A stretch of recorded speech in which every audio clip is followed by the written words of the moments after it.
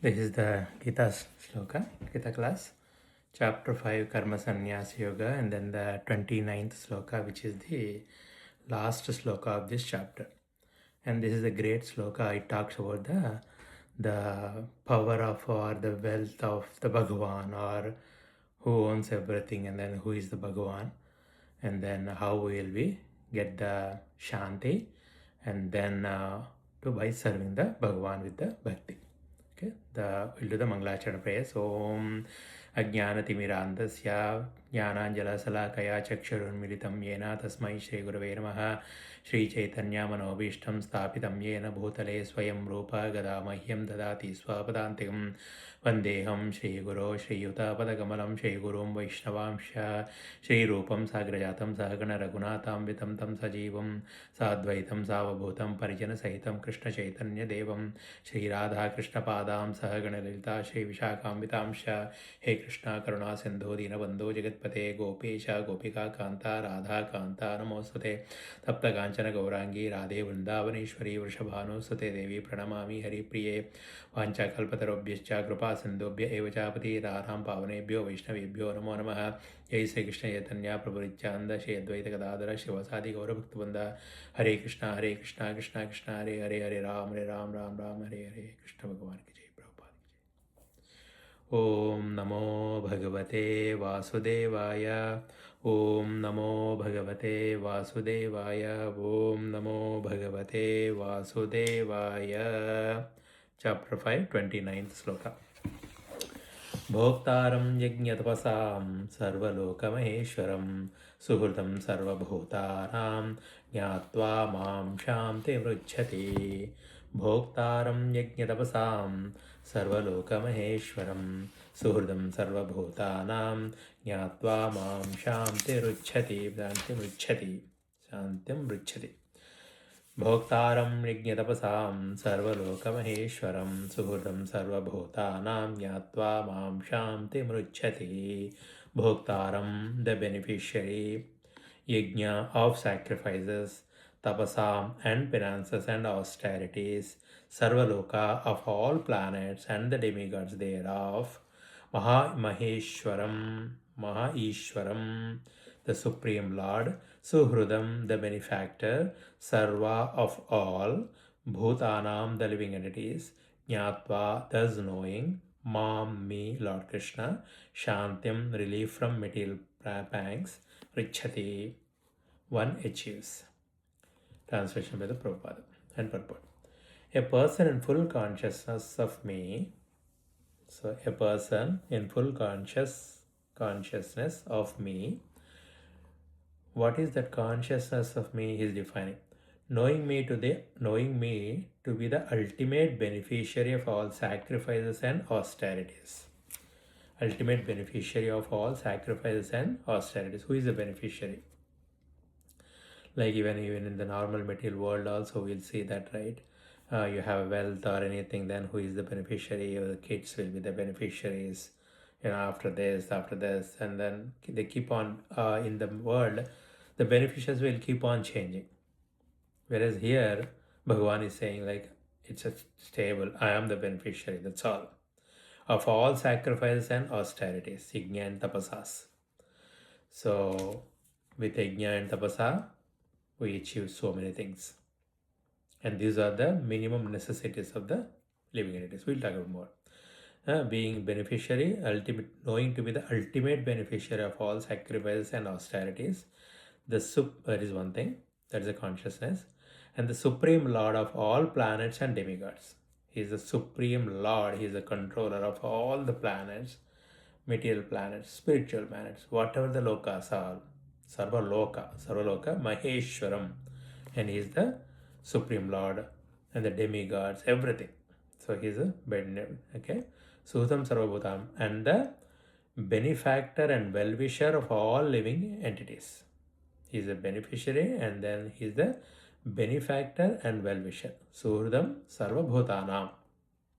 Okay, well-wisher of all living entities, not only humans, not only animals, not only the plants, it's all the everything, like inert objects, every active objects, whatever may be, all benefit, all living entities, attains peace from the pangs of material miseries. A person in full consciousness of me, he will attain a peace from the pangs of material miseries. Shanti means that's what. Brahma Nirvanam means Brahma Nirvanam or Shanti. Both are similar ones. So we are all struggling in the material world because of our desire to enjoy it. So that's what we are thinking. We should be the beneficiary of all that enjoyments. Whereas here, knowing this of consciousness that you are not the enjoyer, Bhagavan is the enjoyer, you are the servant of the Lord, and you were knowing this, then you will enjoy the peace within and the pangs from the material miseries. Okay, so Bhagavan is what we should be full consciousness of. That's Krishna consciousness. What? Knowing he is the ultimate beneficiary of all sacrifices and austerities, and he is the supreme lord of all planets and demigods, and the benefactor and well-wisher of all the living entities at the same time. So now the purport. The conditioned soul within the clutches of illusory energy are all anxious to attain peace in the material world. But they do not know the formula for peace, which is explained in this part of the Bhagavad Gita. The greatest peace formula is simply this: Lord Krishna is the beneficiary in all human activities. Men should offer everything to the transcendental service of the Lord because he is the proprietor of all planets and demigods thereon. No one is greater than he. He is the greater than the greatest of the demigods, Lord Shiva and Brahma. In the Vedas, Shvetashvara Upanishad 6.7, the Supreme Lord is described as Tam Ishwaranam Paramam Maheshwaram. Under the spell of, that's what I explained. Under the spell of illusion, living entities are trying to be the Lord of all they survey, but actually they are dominated by the material energy of the Lord. The Lord is the master of the material energy, and the conditioned souls are under the stringent rules of the material nature. Unless one understands these bare facts, it is not possible to achieve peace in the world, either individually or collectively. This is the sense of Krishna consciousness. See, that's what he is the Lord, and then he is the Lord of everything, and he is the Lord of the material energy. If you really see, we Jivatmas, we are trying to be seekers, sadhanas, even though Advaita philosophy says that you are the Brahman, you are the living entity, you are the soul, even though the soul is one, and all that theory or practical everything is good, which is good. But until you realize that point, until that point, you are not supposed to be behaving like that. But you see the Paramatman, which pervades in everywhere. Whereas if you really see our living entity, we are pervading over the entire body, and then we have so much ajnana in that, and then so much avidya. That's why we are controlled by the material energy. So until we reach to that point, we don't know. So, but definitely the Shastra says that we are not the body, so we are the soul.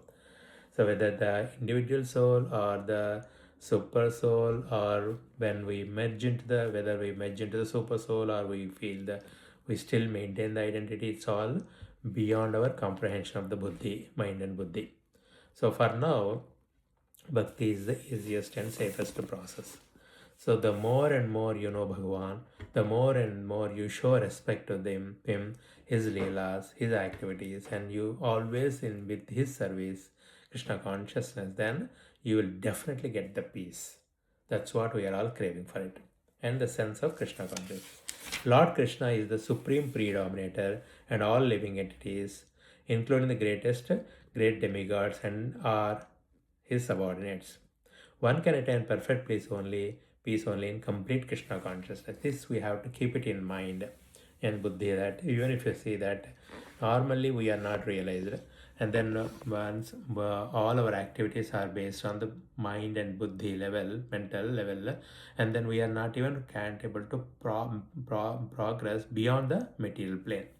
And in that case, definitely it is very safe to think of Bhagavan like this, and then get the peace, the complete Krishna consciousness. So that means basically whatever happening, everything he's the owner and he's the director, and everything happening in this life within us or outside, and or the world, anywhere in the world happening, is because of the approval by the Krishna, and then there is no discussion of that because he wants it. That's what happening it. So there is no I and mine thing. um, then you will have this, with this in mind, you will have the Atma Nivedana, total surrender. That's where you will definitely get the peace of mind. So when you are a kid, you give every responsibility, all the responsibility to the parents, father, then you will be happy in his hands. You have any no regrets. So like that, Krishna is our supreme father. So leave everything to him, and that's where you get the real peace. Now, this fifth chapter is a practical explanation of Krishna consciousness, generally known as Karma Yoga. The question of mental speculation as to how Karma Yoga can give liberation is answered herein. To work in Krishna consciousness is to work with the complete knowledge of the Lord as the predominator. Okay, such work is not different from the transcendental knowledge. So jnana and karma both are same. Okay, direct Krishna consciousness is Bhakti Yoga, and Jnana Yoga is a path leading to Bhakti Yoga. So until you know the Bhagavan, you won't be doing the Bhakti for Krishna Bhagavan. And until you do the Bhakti, you don't get the Jnana. So you go hand in hand.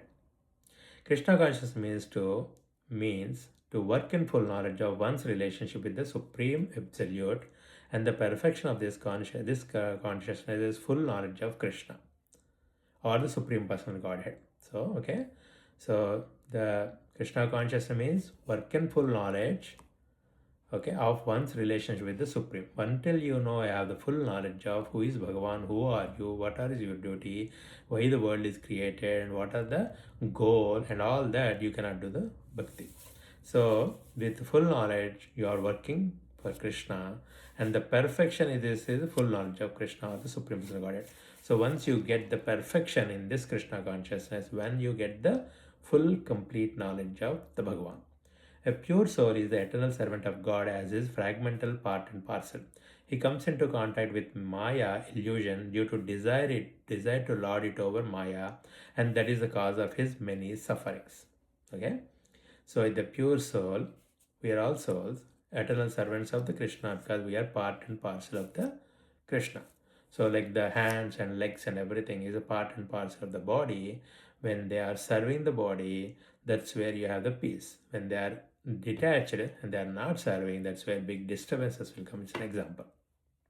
So because of the illusion or Maya, what is the living entity is desiring to lord it over the Maya, and that is the cause of many sufferings. So they wanted to bypass the Maya, they wanted to enjoy on its own. That's where you get the suffering. As long as he is in contact with the matter, he has to execute work in terms of material necessities. Krishna consciousness, however, brings one to spiritual life even while one is within the jurisdiction of matter, for it is an arousing of spiritual existence by practice in the material world. The more one is advanced, the more he is free from the clutches of matter, as we see. The material loss and everything is there. The more you want to enjoy it, the more you get bombarded by the material nature, and then the more miseries you get it. The more you do the dharmic way, dharma, ardha kamas win the dharma, then you will get less and less sufferings, and eventually you strive for moksha, and eventually you leave entirely the desire. Then ardha kamas surrender to the Bhagavan. That's where you get the moksha. As we practically see, also we can experience also. So based on the regulative principles, if you see like 4 regulative principles, like no meeting, eat, no intoxication, no meat eating, no intoxication, and then no gambling, and then no boyfriend girlfriend, this will avoid so many problems. You can see that in this life. So that's where you get the happiness. Following then slowly and regulatively, then you will come to at one point of time where you will get the peace, where you will have realized your true nature.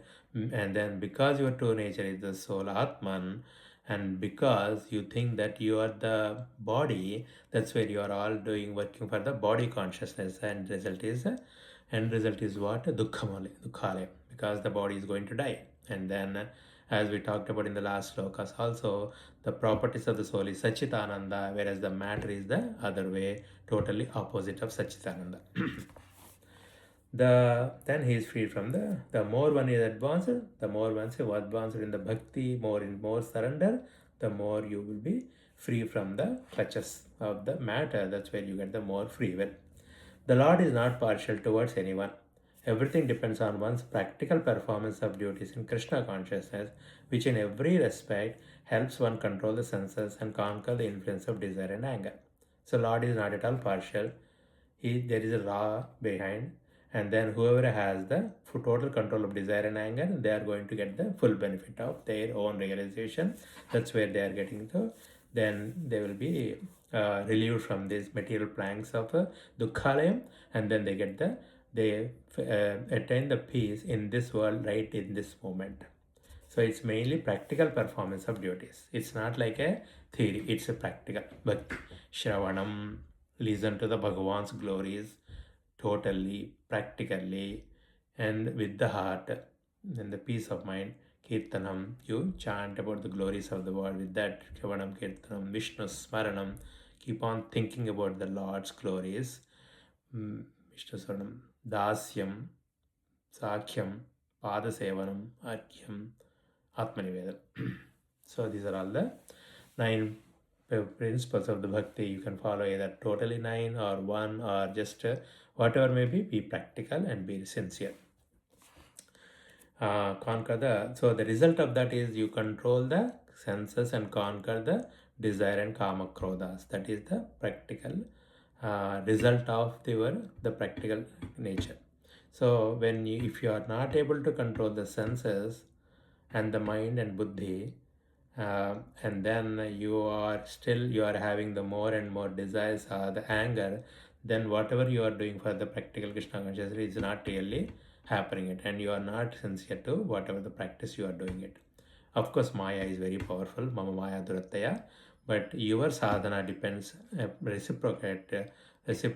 sadhana reciprocates to, that is a test, like are you able to control the mind and senses, and are you able to control the desire and anger totally, and are you in full knowledge of who you are and what is your actions, whether the actions are depending on the bodily level or the intentions, everything, the intentions of every action and thought is the body level or the spiritual level.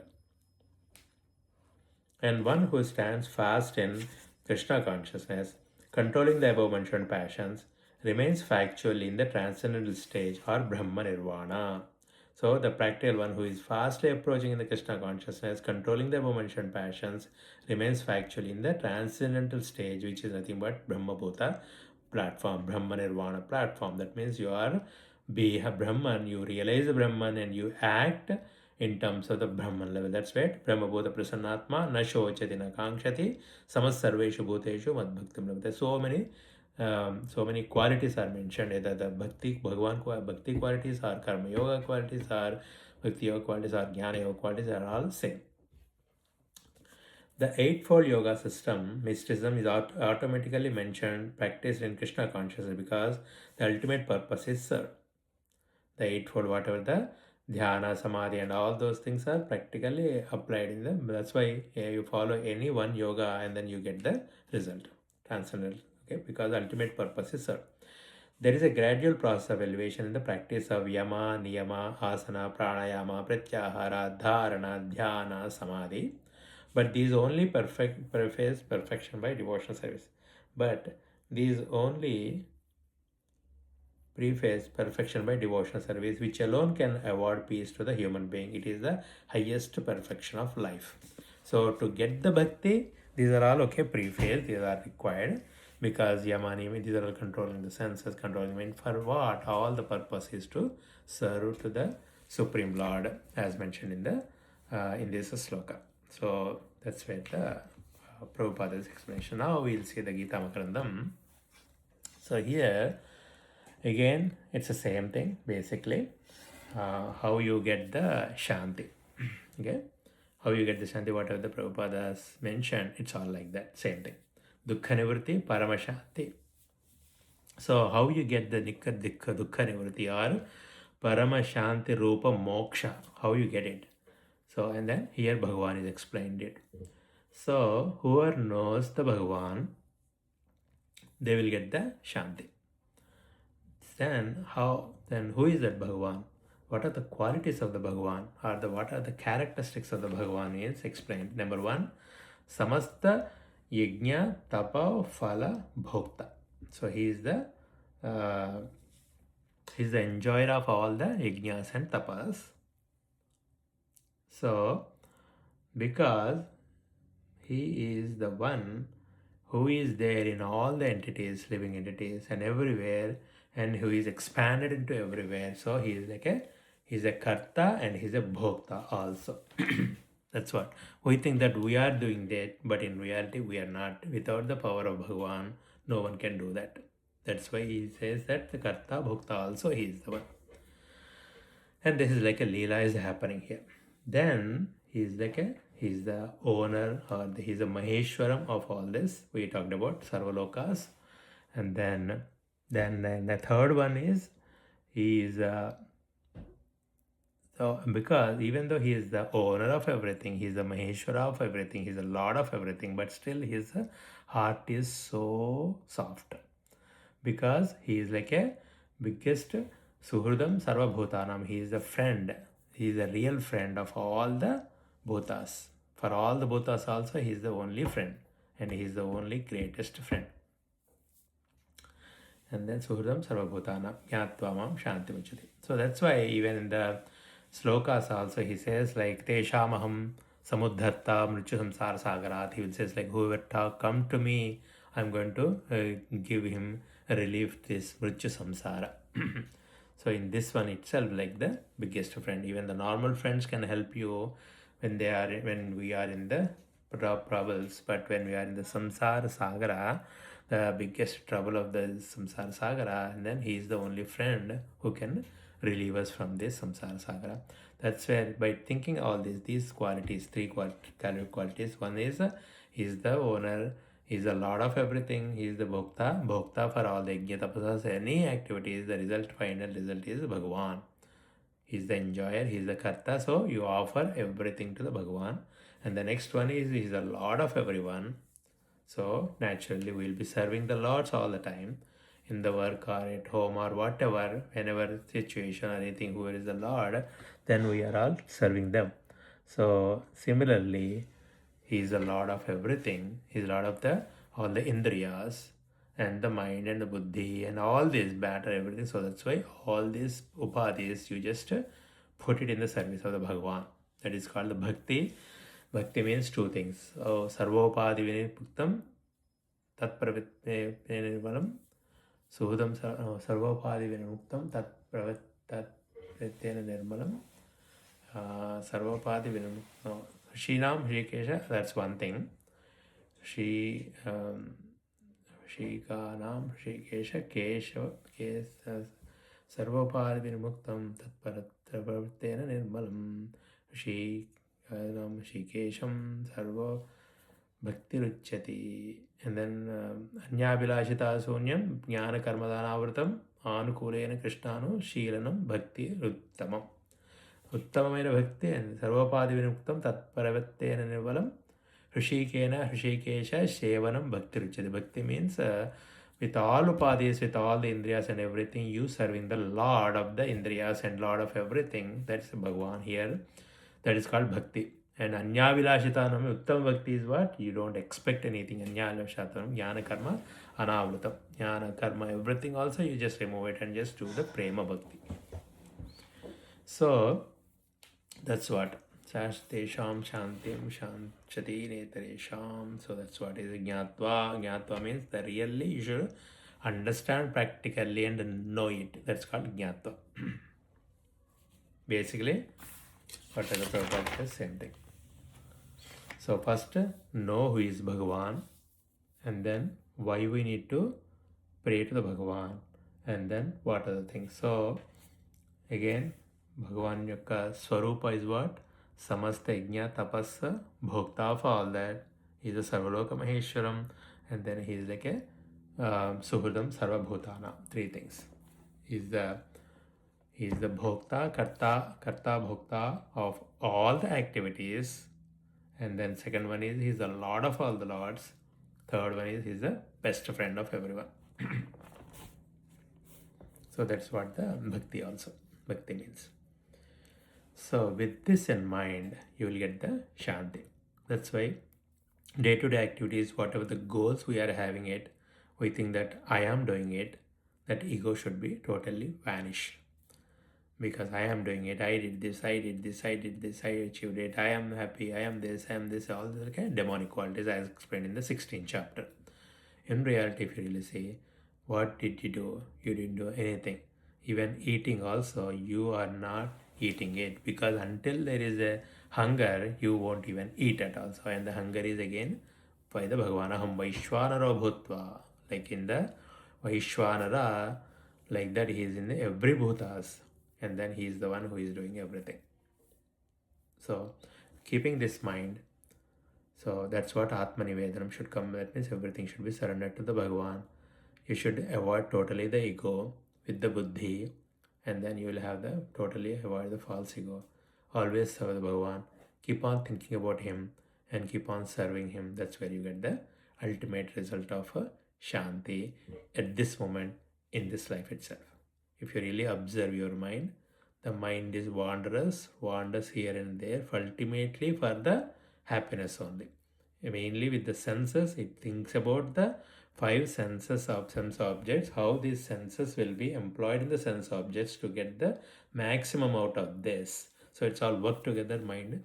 So that's why buddhi, in the buddhi we should totally convince that, and then when we work for Bhagavan, we get a more happiness than we work for. We think that we are the Lord of everything, and then we want to enjoy it.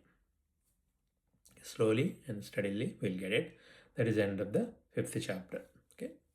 Hare Krishna. Krishna Bhagavan ki jai. Prabhupada ki jai.